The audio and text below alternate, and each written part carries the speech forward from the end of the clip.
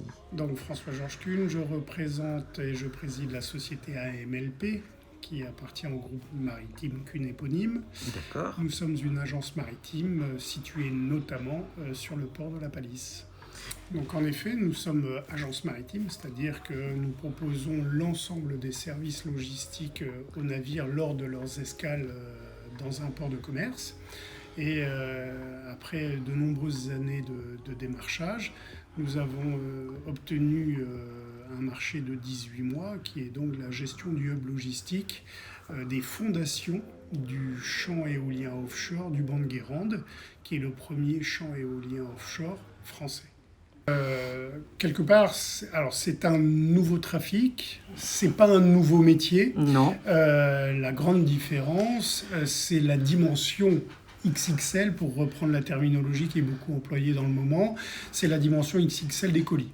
Donc, en effet, il a fallu adapter les outils. Aujourd'hui, on utilise des grues de forte capacité, mais qui sont présentes par les navires qui amènent la marchandise. Nous, il a fallu qu'on se forme aussi bien avec notre client donneur d'ordre que également donner des formations type travail en hauteur pour les personnels qui opèrent sur les quais, ces personnels-là qui sont les dockers. Un contrat de 18 mois qui a démarré au mois de mars dernier, qui connaîtra une interruption eu égard la saisonnalité et donc la météo, pour être sûr que, puisqu'on parle d'installation en mer, de moyens qui sont mobilisés, qui coûtent très très cher.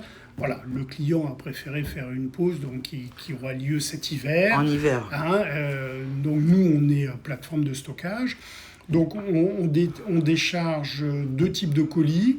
Le monopieux, donc, qui est la pièce de fondation qui sera plantée au fond de l'eau, qui sont des colis qui peuvent aller jusqu'à 65 mètres de long, jusqu'à quasiment 1000 tonnes. Qui sont ces fameuses grosses pièces marron qu'on peut voir et qui sont stockées à l'horizontale, et qui est associée à une pièce de transition, donc, qui est une pièce jaune qui mesure 30 mètres de haut, qui pèse environ 450 tonnes et qui a la particularité d'être et transportée et stockée à la verticale.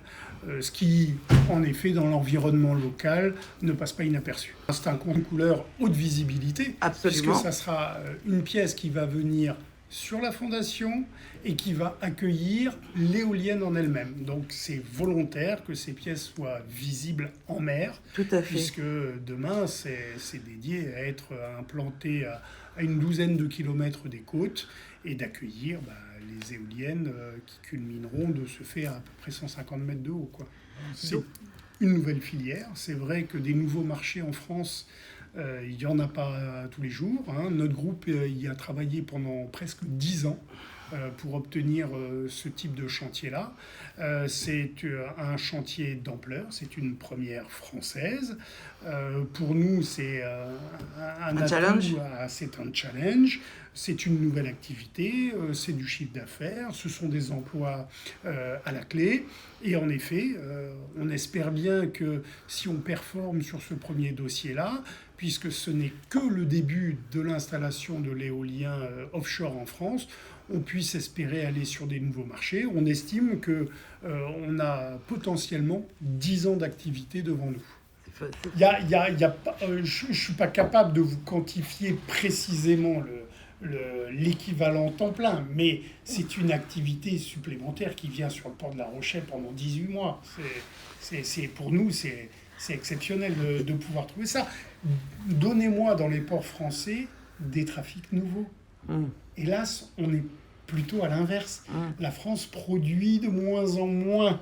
Donc aujourd'hui, c'est simple, soit nous accueillons ces trafics-là, soit ils seront accueillis ailleurs, en Espagne, en Angleterre, en Belgique, aux Pays-Bas. On n'est pas pour, on n'est pas contre. Nous, on est prestataire de service, on est là pour travailler, pour créer de l'emploi.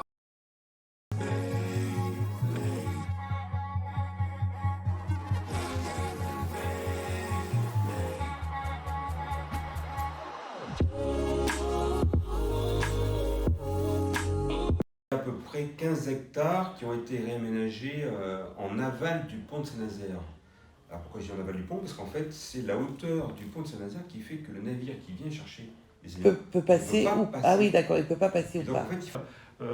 Tantôt vous avez un navire, tantôt vous avez un autre navire. Et donc quand le navire Innovation revient, la place à quai n'est pas forcément disponible. Et comme pour tout autre navire, on installe ce navire sur notre zone de mouillage qui est située entre l'île d'Oléron et le continent. Ouais. Et donc du coup, en attendant d'avoir la place à quai, il vient au mouillage en fait. Mais parce qu'en fait, il prend des colis tellement lourds qu'il faut qu'ils soient ancrés au sol. Il peut pas. C'est-à-dire que comme les colis qu'il transporte sont extrêmement lourds, s'il flottait, ça le déstabiliserait totalement. Donc en fait, il faut que ce soit très... Donc systématiquement, soit pour manutentionner ou pour forer, il a besoin, donc les bateaux ont parfois des jambes, il a besoin de se poser sur ses 4 jambes. Il sort même de l'eau, c'est assez spectaculaire. Charger ses pièces, il se remet en fait en flottaison, donc il remonte en fait ses 4 pieds, il part sur la zone, et quand il arrive sur la zone, même manip, il se remet sur ses 4 pieds, il décharge la pièce et là en plus il la fore. Il installe. Réel.